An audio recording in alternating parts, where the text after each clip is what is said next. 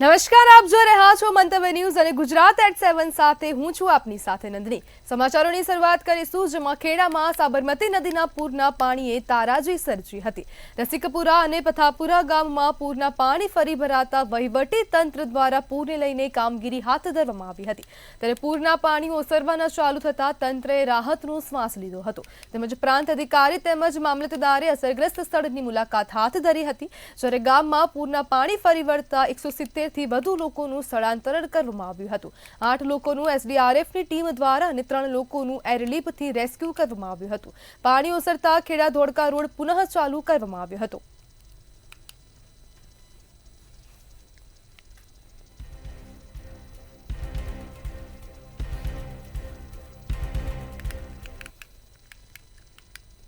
બનાસકાંઠાના દાંતીવાડા ડેમમાં પાણીની આવક યથાવત જોવા મળી રહી છે। ઉપરવાસમાં ભારે વરસાદને પગલે ડેમમાં નવા નીરની આવક નોંધાઈ છે।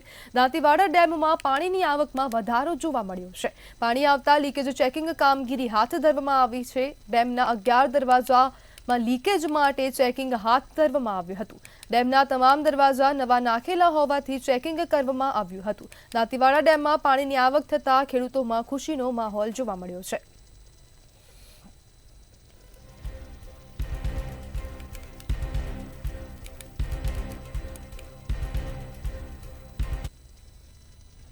થોડા દિવસ અગાઉ પાદરાના સાધી ગામે એક વિડીયો વાયરલ થયો હતો અને વિડીયોમાં એપીએમસીના પૂર્વ ચેરમેન ભાસ્કર પટેલ મહિલા ડોક્ટરના ઘરમાંથી ચાદર ઓઢી બહાર નીકળતા દેખાયા હતા।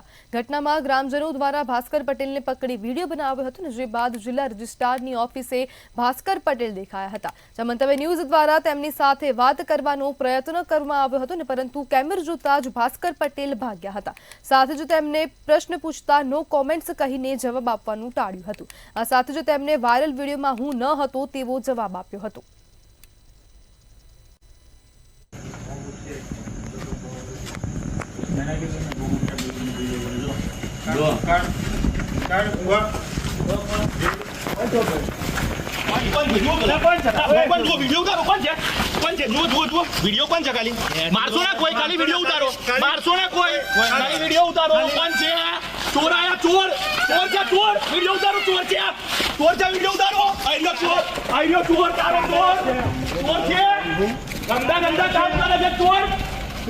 शर्म नहीं आती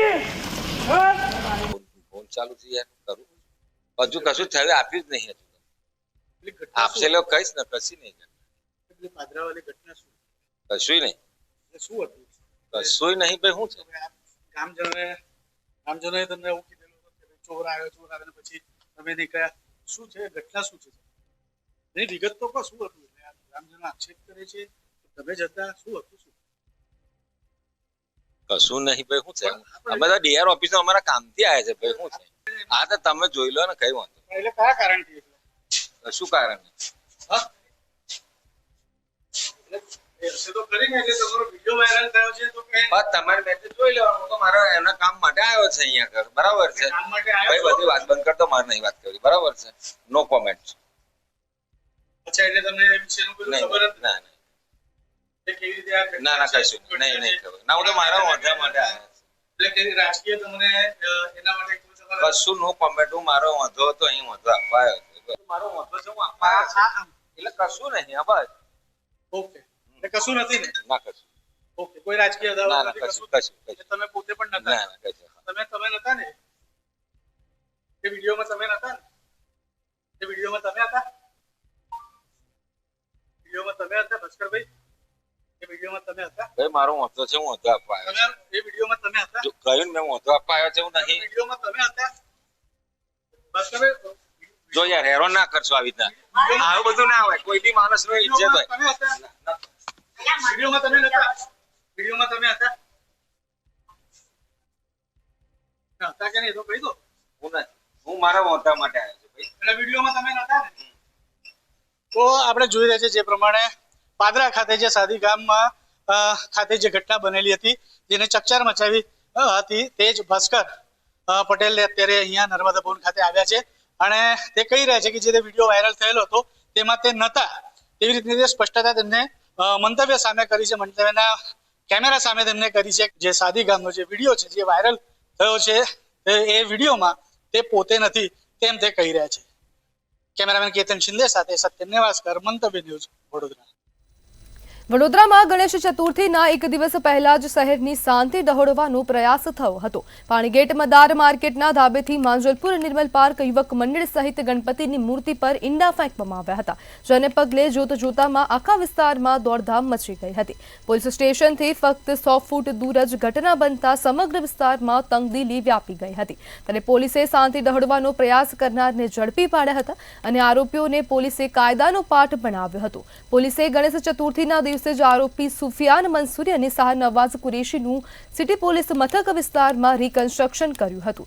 આ દરમિયાન આરોપીઓ હાથ જોડીને ઘૂંટણીએ પડી માફી માંગી હતી.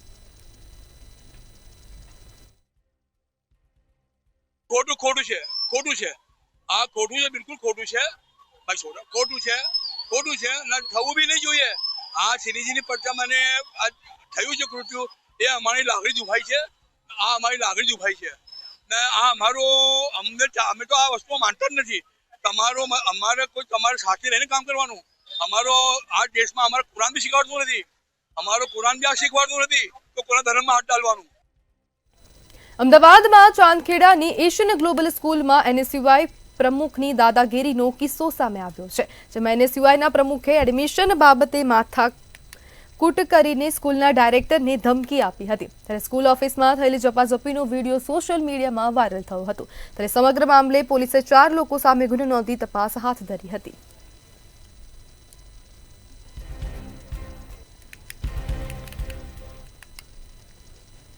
BZD સ્કેમના આરોપી ભૂપેન્દ્ર ઝાલાના જામીન મંજૂર થયા છે. ત્યારે જામીન બાદ આજે ઝાલા સાબરકાંઠાના હિંમતનગરના ગ્રોમોર કેમ્પસ ખાતે પહોંચ્યો હતો. ગ્રોમોર કેમ્પસમાં સમર્થકો અને કેમ્પસ સ્ટાફ સાથે મુલાકાત કરી હતી. 8 મહિના કરતાં વધુ સમય જેલમાં બંધ રહ્યા બાદ જામીન મળ્યા છે. ત્યારે જામીન પર છૂટ્યા બાદ ભૂપેન્દ્ર ઝાલાએ સમર્થકો સાથે મુલાકાત કરી હતી.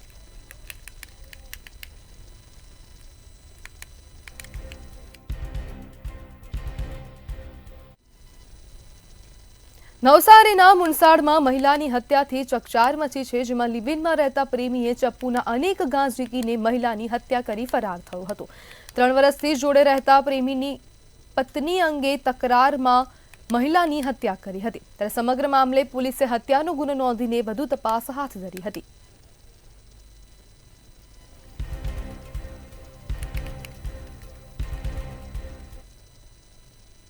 રાજસ્થાન અજમેરમાં ટ્રિપલ મર્ડર કેસમાં ક્રાઇમ બ્રાન્ચે 3 સગા ભાઈઓની ધરપકડ કરી છે. વોટ્સએપ પર ચિકનના ભાવ માટે થયેલી તકરાર બાદ ખૂની ખેલ ખેલાયો હતો, જેમાં એક પક્ષના 2 વ્યક્તિની અને બદલું લેવા સામે પક્ષના 1 વ્યક્તિની હત્યા કરી હતી.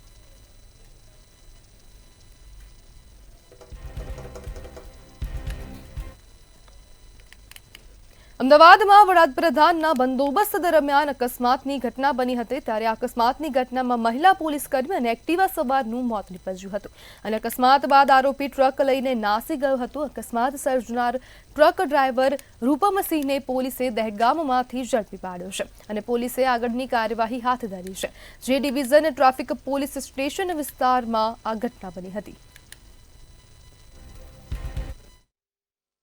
દર્શન સર્કલથી લેગામ સર્કલ તરફ આવતા સરદાર પાર્ટી પ્લોટની બાજુમાં ગોલ્ડન ગ્રુપ નામની એક નવી બનતી સાઇટ છે.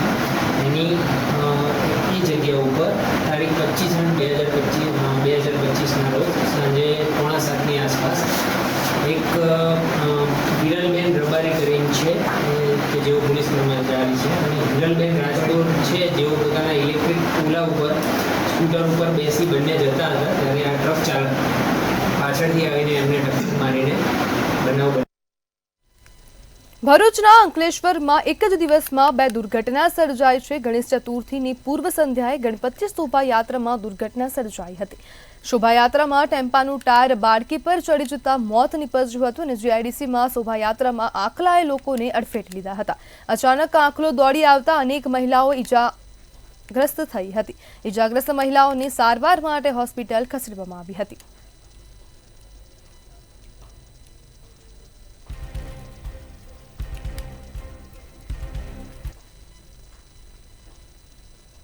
ત્યારે એક જ દિવસમાં 2 દુર્ઘટના સર્જાઈ હતી. ગણેશ ચતુર્થીની પૂર્વ સંધ્યાએ ગણપતિ શોભાયાત્રામાં દુર્ઘટના. પંથકમાં ડીજેના ટેમ્પાએ બાળકીને કચડી નાખતા મોત થયું હતું.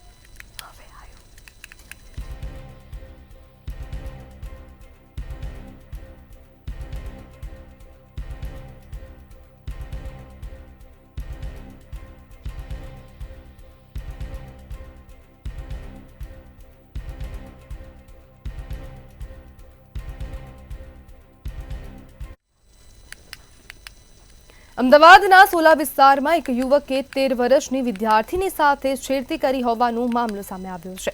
ગોતાના સતી પદ્માવતી એપાર્ટમેન્ટમાં લિફ્ટમાં વિદ્યાર્થીની સાથે છેડતીની ઘટના બની હતી.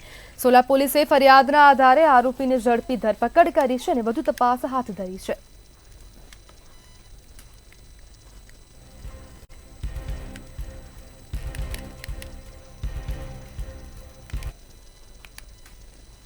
મહેસાણાના ઉદલપુર ગામમાં ભોલેશંકર કો ક્રેડિટ સોસાયટીમાં સાધારણ સભામાં હોબાળો થયો હતો.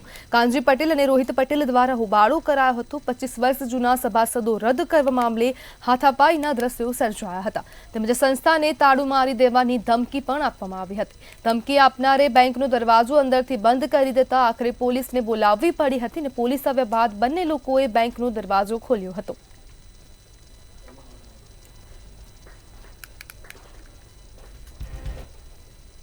અમદાવાદ શહેરમાં અસામાજિક તત્વોનો ત્રાસ દિવસે ને દિવસે વધી રહ્યો છે. એલિસ બ્રિજની ડીકેપી હોસ્ટેલમાં લુખ્ખાઓનો આતંક સામે આવ્યો છે. હોસ્ટેલના વિદ્યાર્થીઓ પર અસામાજિક તત્વોએ હુમલો કર્યો હતો અને એક મહિલા સહિત 4 લોકોએ વિદ્યાર્થીઓ સાથે મારામારી કરી હતી.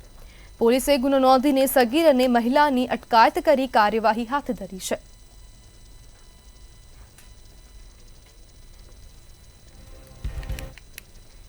પાટણના વારાહીમાં 5 મીઠાઈની દુકાનોમાં ફૂડ વિભાગના દરોડા પડ્યા હતા. દરોડા દરમિયાન વિવિધ મીઠાઈના સેમ્પલો લેવામાં આવ્યા હતા, જેમાં શંકાસ્પદ લાગતી મીઠાઈઓ તેમજ નાસ્તાનો નાશ કરવામાં આવ્યો હતો. જોકે રિપોર્ટ્સને આધારે કાર્યવાહી હાથ ધરવામાં આવશે.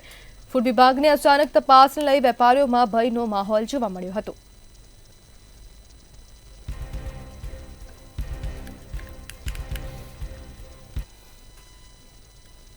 સાબરમતી નદીમાં પાણીનું સ્તર ખૂબ વધ્યું છે. ત્યારે નદીમાં છોડવામાં આવેલા પાણીના પગલે સાબરમતી રિવરફ્રન્ટ વોકવે અને લોઅર પ્રોમિનાડ પર નદીના પાણી ફરી પડ્યા હતા. પાણી ઉતર્યા બાદ સાબરમતી રિવરફ્રન્ટ ડેવલપમેન્ટ કોર્પોરેશન દ્વારા સાફ સફાઈ કરવામાં આવી રહી છે. જ્યારે હજુ પણ એક દિવસ માટે લોઅર પ્રોમિનાડ નાગરિકો માટે બંધ રાખવામાં આવ્યો છે.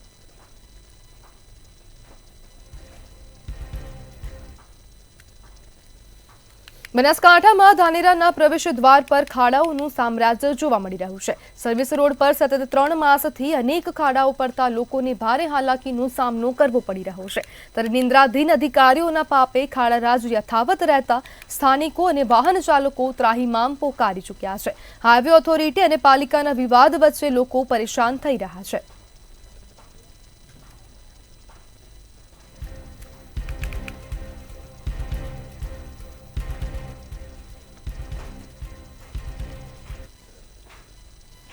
પાટણના રાધનપુરમાં એસટી બસ કંડક્ટરે વિદ્યાર્થી સાથે દુર્વ્યવહાર કર્યાનો મામલો સામે આવ્યો છે. જેમાં સોમનાથ રાધનપુર રૂટ પર ચાલતી બસમાં કંડક્ટર દશરથ ચૌધરીએ વિદ્યાર્થીને બસમાંથી ઉતારી મારપીટ કર્યાનો વિદ્યાર્થીએ આક્ષેપ કર્યો હતો. ત્યારે આ મામલાની પોલીસે ફરિયાદ નોંધીને તપાસ હાથ ધરી હતી. તેમજ સ્થાનિકોએ કંડક્ટર વિરુદ્ધ કડક કાર્યવાહી કરાય તેવી માંગ કરવામાં આવી છે.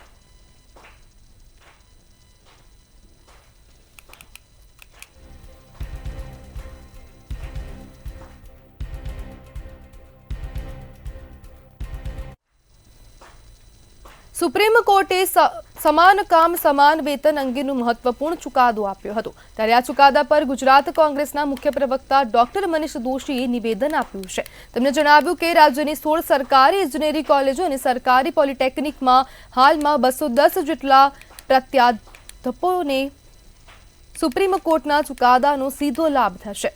10 થી 15 વર્ષથી કરાર આધારિત રહેલા પ્રાધ્યાપકોને આર્થિક શોષણમાંથી મુક્તિ મળશે.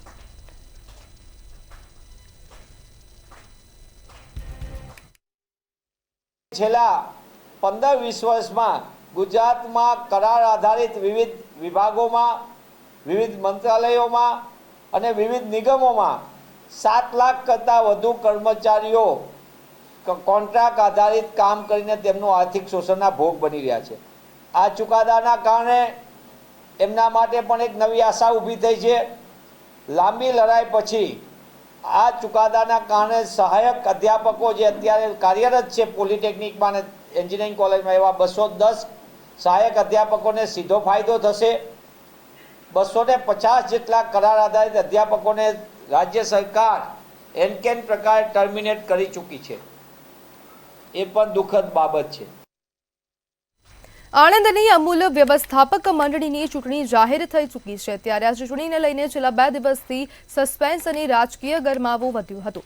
ગતરોજ ભાજપના ઉમરેઠ વિધાનસભાના ધારાસભ્ય ગોવિંદ પરમારે ખુલ્લેઆમ દાવેદારીની જાહેરાત કરી હતી કે તેઓ અમૂલની ચૂંટણીમાં આણંદ બ્લોકમાંથી દાવેદારી કરશે. ત્યારે ગતરોજ ચૂંટણી લડવાની જાહેરાત કરનાર ગોવિંદ પરમારે હવે પાર્ટીના હિતની વાત કરી છે અને પોતે અમૂલની ચૂંટણીમાં દાવેદારી નહીં કરે તેવી જાહેરાત કરી છે.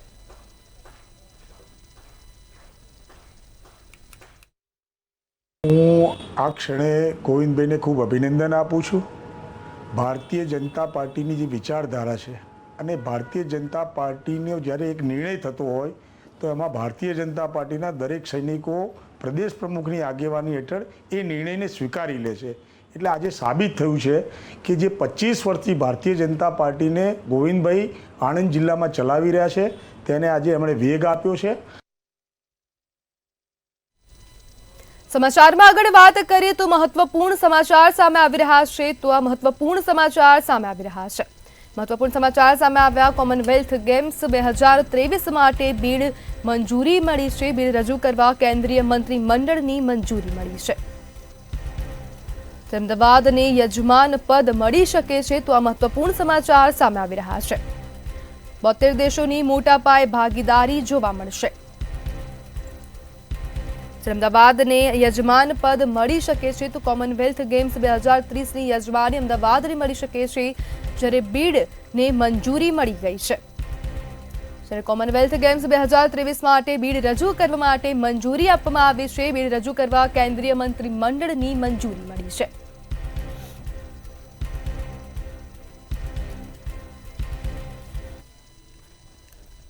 ભાદરવી પૂનમમાં મહામેળો હવે ગણતરીના દિવસો બાકી રહ્યા છે. ત્યારે અંબાજી મંદિર દેવસ્થાન ટ્રસ્ટ અને પવિત્ર યાત્રાધામ વિકાસ બોર્ડ દ્વારા તમામ પ્રકારની તૈયારીઓને આખરી ઓપ આપવામાં આવી રહી છે. ત્યારે ભાદરવી પૂનમના મહાકુંભ મેળામાં આવતા માઈ ભક્તો માટે આજે ગણેશ ચતુર્થીના દિવસે મહાપ્રસાદ મોહન થાળ બનાવવાની તૈયારી કરી દેવામાં આવી છે.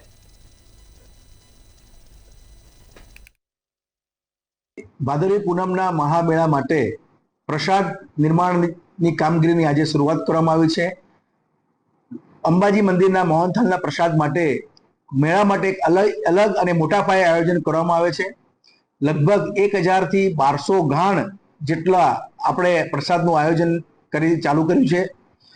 એક ગાણમાં 325 કિલોનો એક ગાણ હોય છે. એવા 1000 થી 1200 ગાણ આ મહામેળા દરમિયાન અમે મંદિર ટ્રસ્ટ દ્વારા બનાવવાના છીએ અને ખૂબ જ હાઇજેનિક કન્ડિશનમાં પૂરતી સ્વચ્છતા, પૂરતો સ્ટાફ આ રીતે કામગીરી શરૂ કરેલ છે. પાટણના ભદ્ર વિસ્તારમાં આવેલી ગજાનનવાડી ખાતે 148માં ગણેશ મહોત્સવનો ભવ્ય પ્રારંભ થયો છે. આ મહોત્સવની શરૂઆત લોકમાન્ય તિલકના સમયથી થઈ હતી. એશિયાનો સૌથી પ્રાચીન આ ગણેશોત્સવ મહારાષ્ટ્રીયન પરિવારો દ્વારા ઉજવવામાં આવે છે. પાટણમાં અનંત દેવધરના નિવાસ સ્થાનેથી શ્રીજીની પાલખી યાત્રા નીકળી હતી.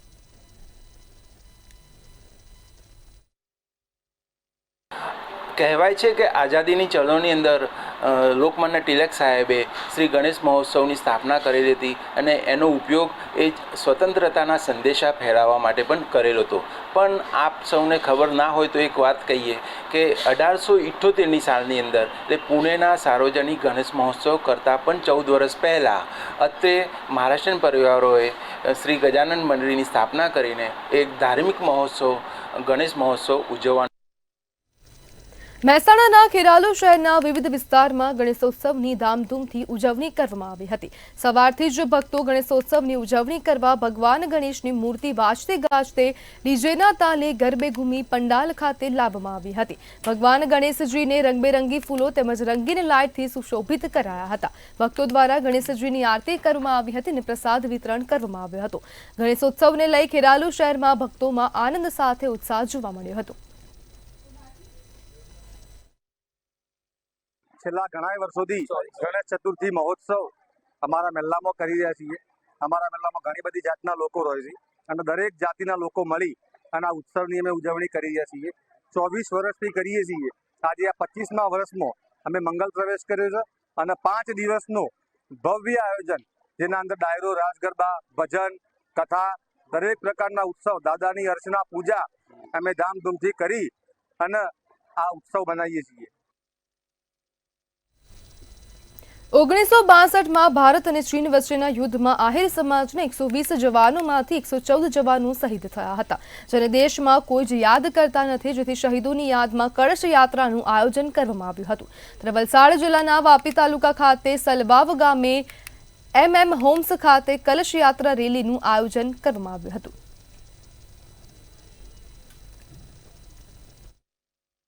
ત્યારે આહિર કુળ આ માટીને શૌર્યગાથાને ઘરે ઘરે પહોંચાડવા માટે આજે અમે સૌ આ કલશ યાત્રાનું સ્વાગત કરવા વાપીના ધરતી પર અમે એકઠા થયા છીએ અને અહીંથી આ યાત્રા વાપી થઈ અને સુરતથી લઈ વડોદરાથી તમામ જિલ્લાઓમાં આહિર કુળ જ્યાં રહે છે ત્યાંના તમામ જિલ્લાઓમાં જઈ અને ઘર ઘરે આ રેજાંગલા યુદ્ધનો શૌર્યગાથાનો સંદેશો આપશે. આજરોજ રેજાંગલાની અંદર શહીદ થયેલા વીર જવાનોની કલશ યાત્રા મહારાષ્ટ્રથી થઈને ગુજરાતમાં પ્રવેશ કર્યો છે. ત્યારે વાપીના આંગણે અમારે આહિર સમાજના જે વીર જવાનો 114 જે શહીદ થયા છે, જે 1965ના યુદ્ધની અંદર, એ શહીદ જ્યારે થયા એની 3 મહિના પછી તો ખ્યાલ આવ્યો કે અહીંયાથી આ શહીદ થઈ ગયા હતા અમારા સમાજના દીકરાઓ. ये जो यात्रा हम लोग ये निकाले हैं ऑल इंडिया यादव महासभा के आध्वर्य में, ये 220 दिन का यात्रा है. इसमें हम मुख्य 1962 में जो इंडिया और चीन के बीच में जो युद्ध हुआ, उसमें 120 बहादुर हम लोग आहिर थे, वीर आहिर थे. उसमें से 114 लोग शहीद होके देश को बचाया. वो कहीं ना कहीं इतिहास में दबाया गया है. इसीलिए हम लोग ये यात्रा पूरा देश भर में भ्रमण कर लेते हुए. અમદાવાદ શહેરથી આ સમાચાર સામે આવી રહ્યા છે. અમદાવાદ ખાતેથી આ સમાચાર સામે આવી રહ્યા છે. અમદાવાદ ખાતેથી આ સમાચાર સામે આવી રહ્યા છે.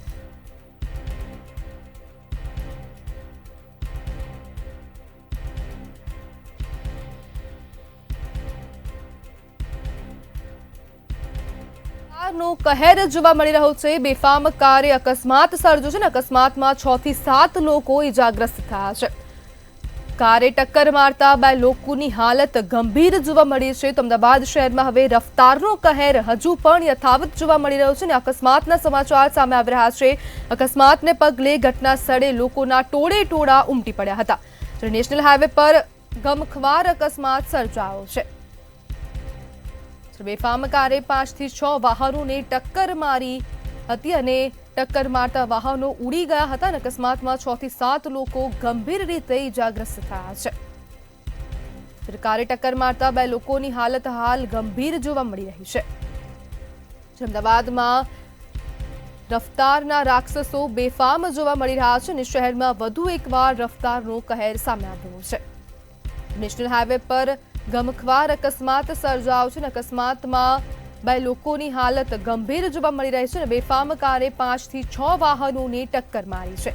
જ્યારે અકસ્માતને પગલે મોટી સંખ્યામાં લોકો એકઠા થઈ ગયા હતા. જ્યારે અકસ્માતમાં 6 થી 7 લોકો ઇજાગ્રસ્ત થયા છે અને કારે ટક્કર મારતા 2 લોકોની હાલત હાલ ગંભીર જોવા મળી રહી છે.